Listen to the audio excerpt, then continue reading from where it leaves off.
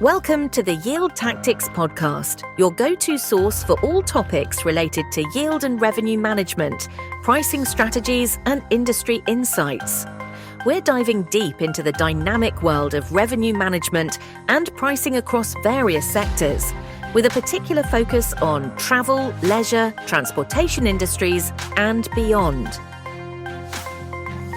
From airlines optimizing seat inventory to hotels adjusting room rates based on demand, and even to theme parks maximizing ticket sales, yield management plays a crucial role in ensuring businesses extract the maximum value from their resources. Joining us are Yield Tactics senior consultants and partners, industry experts, thought leaders, and pioneers in the field of revenue management, who will share their expertise, experiences, and innovative strategies to help you stay ahead in this ever-evolving landscape.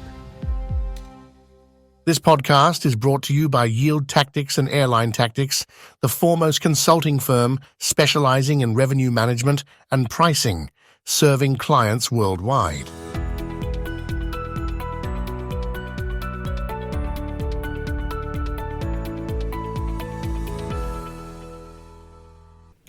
Welcome to the Yield Tactics Podcast.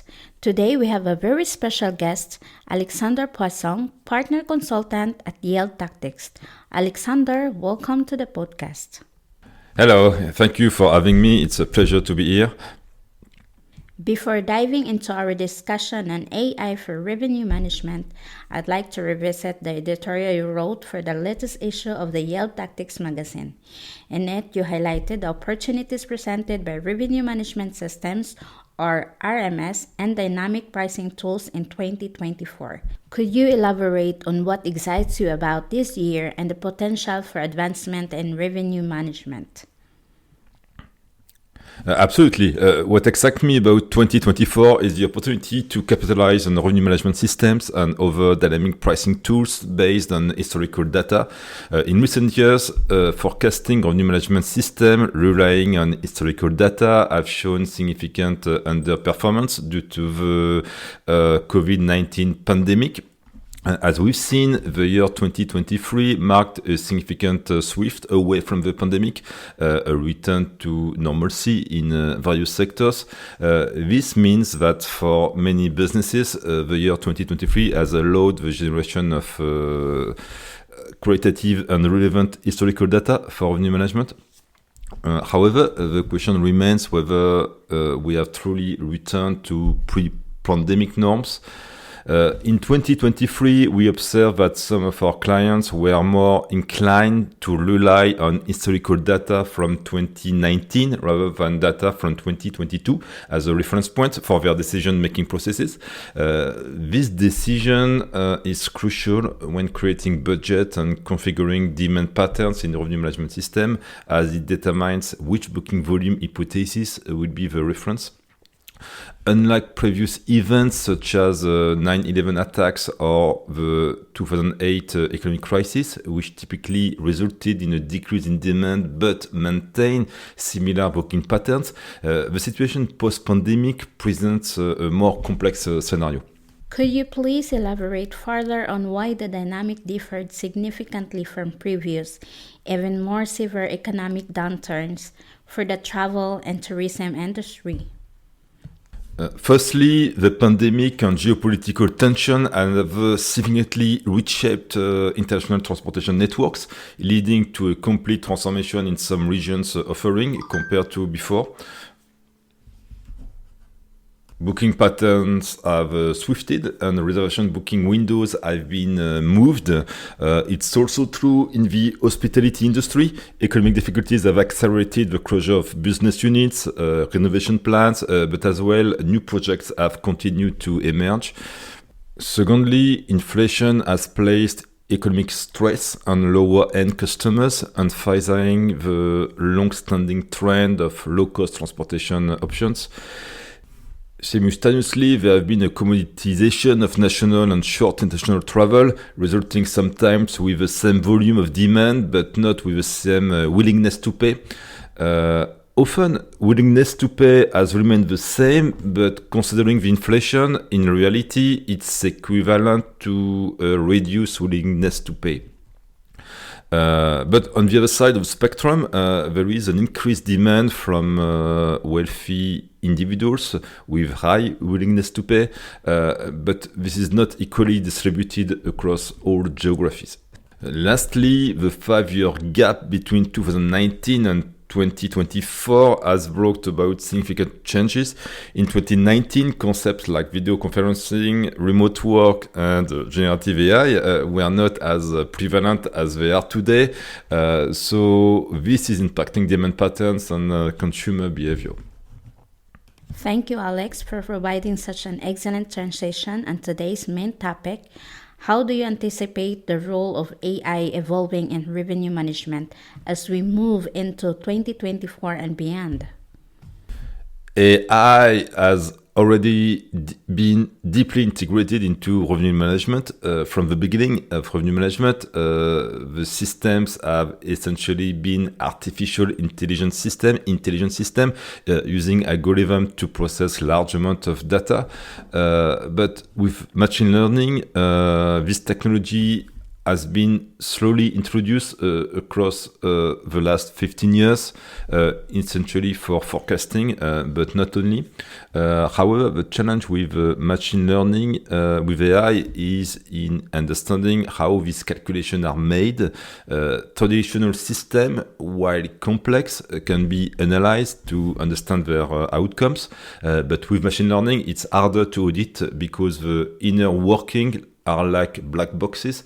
This lack of transparency has slowed down the adoption of machine learning AI for core revenue management tasks like forecasting, inventory control, and pricing, especially in larger businesses.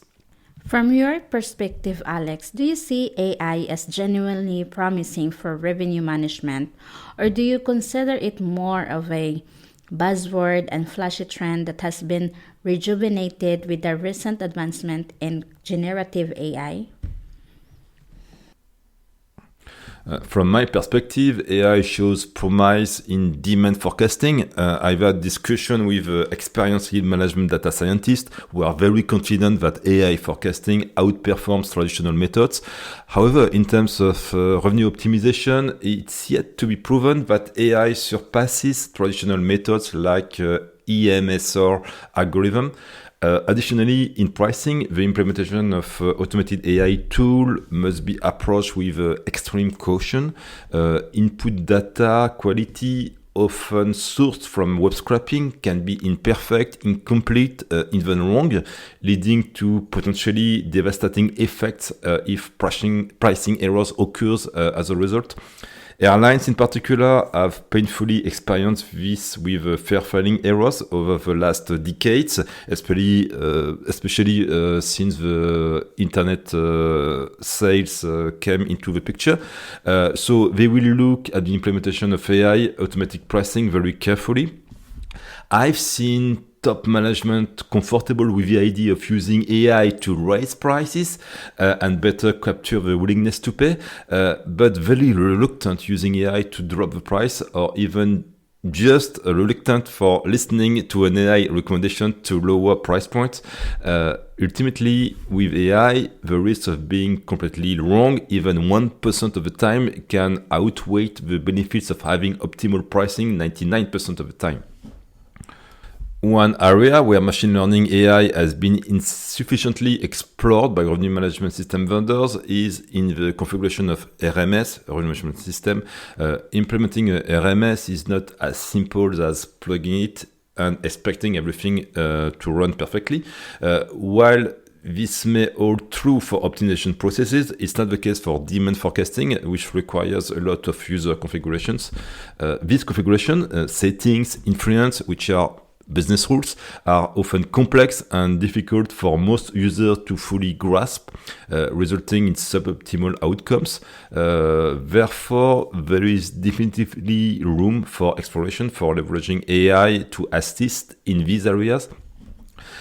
Similarly, properly mapping input data, such as understanding the impact of special event or holiday season date range shifting from one year to another, is crucial, sometimes time-consuming, for accurate forecasting and optimization, and AI could play a role in refining these processes and improving overall RMS performance. With the increasing prevalence of generative AI, especially evident in our frequent use of ChatGPT for diverse purposes, do you see any potential application of generative AI within yield management, as well as the broader transportation and tourism industry?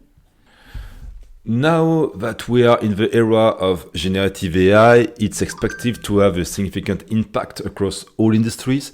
However, when it comes to revenue management system, generative AI isn't expected to revolutionize core functionalities. Instead, we are likely to see more application of generative AI in improving chatbots for customer interaction and automating client-facing processes. In terms of RM and pricing functions, there are two areas where generative AI can play a role. Firstly, we anticipate the emergence of a new generation of data business intelligence systems. Companies have invested heavily in creating visualization to aid commercial decision, but by 2030, this approach of exploring data may become obsolete.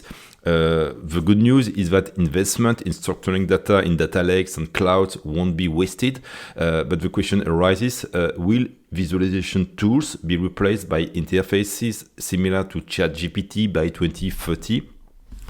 These interfaces could allow users to simply ask for data without needing to apply numerous filters. Additionally, users could ask generative AI to give more context and get not only the data points, but also Gen AI could provide an analysis. And already today, we perceive that such analysis can be qualitative. Currently, with so much available data, it can take time to come to accurate insights, and interpretation may vary between analysts.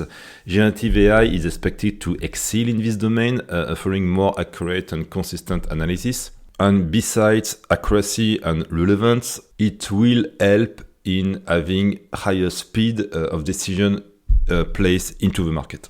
Secondly, the next step of generative AI will likely involve making proposals and eventually implementing them, inventory controls, pricing, or both at the same time. The more we will move forward, that users will trust their AI, we expect decreasing levels of supervision of control. By 2050, the role of revenue management analysts may shift towards fine-tuning the parameters of an AI to achieve optimal results rather than configuring the revenue management system itself. All of this is coming, but we don't expect that all these technologies and new ways of working with AI, with generative AI especially, will come fast into organizations, but certainly it will happen. What are the limitations and risks associated with the development of AI within the yield management industry? I would say the biggest barriers today are trust and cost associated with AI. There's a need for trust from users and managers that AI can outperform traditional methods, which include traditional algorithms, coupled with human expertise. Unfortunately, many AI systems have been released too fast onto the markets by startups lacking experience in revenue management, with data scientists who lack the traditional research knowledge about yield management. While it's beneficial to approach problems with fresh eyes, this rush has led to simplistic solutions on the market, where some models simply input data into machine learning black boxes and expect positive outcomes. The main incentive today for adopting this new solution is cost saving and improve quality and responsiveness of customer support. Large IT travel companies have been terrible at managing the expectation of their customers, and smaller new entrants have done a better job in that perspective. But the sector needs professionalization, and the primary reason for adopting AI should be because it truly enhances revenue optimization. Each year, through our consulting services, we assist clients in seeing beyond the flashing AI buzzwords and choosing the right revenue management solution. We've encountered a railway company that exhibits inconsistent behavior in its AI optimization process, resulting in fluctuating fares from one day to the next without apparent justification. Specifically for a particular travel route where there is the same capacity and the same booking numbers, we've observed significant variation in inventory and price recommendation. For people like me who come from the traditional methods, using, for instance, the EMSR algorithm for optimization, it's hard to comprehend the rationale behind such behavior. This inconsistency arises because the black box, as I like to refer to it, generates different outputs with the same input. Understanding how such behavior contributes to optimal revenue optimization proves challenging. Moreover, explaining this rationale to customers, trade partners, and public stakeholders, particularly in the context of public transportation, presents an even greater challenge. Ultimately, this erratic implementation of AI is not helping its development across our travel and tourism industries. The issue doesn't come from AI itself, but rather from how AI has been implemented. What about generative AI? Will it find its place among revenue managers? When it comes to generative AI, its behavior of fabricating facts and hallucinate can be problematic in a business environment. We've seen in the press recently an instance where a North American airline has implemented, probably too fast, a generative AI chat box that made promises of promotions to customers, but this price did not even exist, and it resulted in legal actions against the airline. The challenge now isn't if we will implement generative AI for revenue management decisions, but rather when it will happen. So when it's deployed on a large scale, we must ensure it does not invent incorrect facts to justify decision or recommendation. This propensity for hallucination poses a significant challenge today. What we've observed is that when you configure your generative AI in a conservative manner, what I call cold settings, it produces predictable outcomes like an average student or employee would do. It may offer some value, but it's unlikely to innovate or outperform your market. On the other hand, allowing your generative AI to be more creative or hot can sometimes produce outstanding results. However, it also carries the risk of generating very poor recommendations. The approach you take depends on the purpose of utilizing generative AI, whether it's to provide precise information to customers or executives, or if you are in a brainstorming phase, thinking ideas to better perform in your market. For generative AI, the cost of deploying it at scale will remain high for a few years. To provide accurate information and recommendations, specialized knowledge, and a deep understanding of context are necessary. So you need to create your own generative AI model, or purchase, or most probably subscribe to a specialized model that a tech company would have trained for you or for the industry. And the good news is that these models don't necessarily need to be very large, meaning that they will probably require not too much resource to run, but the difficulties lies in how to create this model and train this model. As an aside, I recently attempted to use ChatGPT to assist me in creating a training program for one of our clients. While initially promising, upon review, I found that much of the content generated was common sense and lacked the depth required for a great training program. So I had to delete everything and start again from scratch using my knowledge, my brain. This anecdote illustrates the limitation of current generative AI model. They may appear impressive at first, but when used with specialized tasks, they are not that great. And this is a real risk for the first specialized generative AI models that will come into the revenue management department. Most of them will probably look like impressive when you try the model, but after you subscribe to it, sign the contract and use it for some time, you may find it deceptive. It's probably what will happen for the first generation of specialized generative AI. The solution lies in creating custom models, leveraging existing large language models, and injecting specialized knowledge. This approach incurs cost, including hiring the right people and training the model. But this cost is expected to decrease significantly over the next 2 years. New techniques such as LoRa or QLoRa that did not even exist 3 years ago, have already begun reducing the cost of training models. However, for the next 2 years, we anticipate that most AI implementations in revenue management will be expensive prototypes.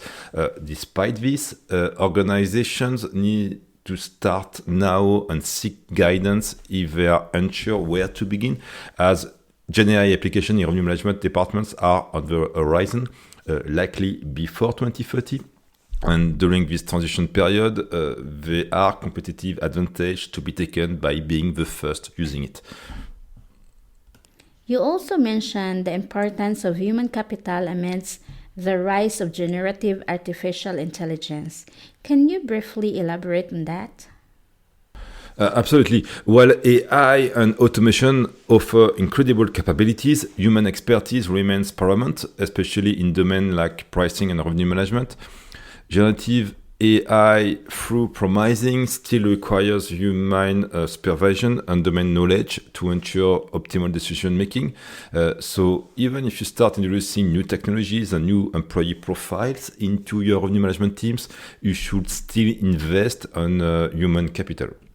That's a crucial insight. Lastly, you mentioned you're working on enhancing training capabilities in pricing and revenue management. Can you tell us more about these initiatives? Of course, in 2024, we are rolling out new programs, training programs in revenue management and pricing. For revenue management, we have a program that fits all industries aimed at integrating young talents into the yield management industries. There are many existing training programs for hospitality and airlines, but if you are a car rental, a ferry, a cruise line, a railway, transportation, or any other yield managed industry, you may find difficult to get good trainings because they will be too oriented into hospitality, airlines. So this is the purpose of this training. In parallel of that, we are following extensive coaching and mentoring for experienced professionals, as well as development programs, such as the one we have in the airline industry for strategic pricing, advanced yield management and distribution strategies, such as the branded fares or matrix pricing. Wow, it's been a fascinating discussion exploring the potential of AI in revenue management, but I understand that it might feel a bit distant for some of our executive listeners. I'm eager to shift our focus to a topic that's more immediate and pertinent: developing talent within revenue management teams. How about we save that for our next episode? Thank you, Alex, for your valuable insights in today's discussion. Okay, it's been my pleasure. Thank you. Bye-bye. Bye.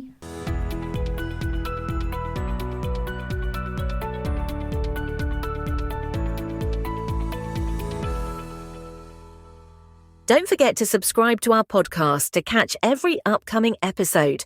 And if you have any questions, comments, or topics you'd like us to cover, feel free to reach out to us. Stay connected with us on LinkedIn and visit our websites yieldtactics.com and airlinetactics.com for more exclusive content and information about our consulting and training services. From our websites, you can download the Yield Tactics magazine for free, featuring in-depth articles covering topics such as organizational transformation, advanced pricing techniques, marketing, revenue optimization, and distribution.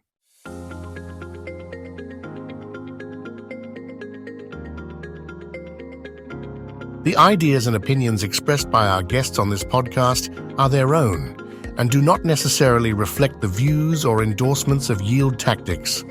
Also, when we mention specific companies or products, it's important to note that such references do not constitute an endorsement by Yield Tactics, nor do they imply any business relationship between us.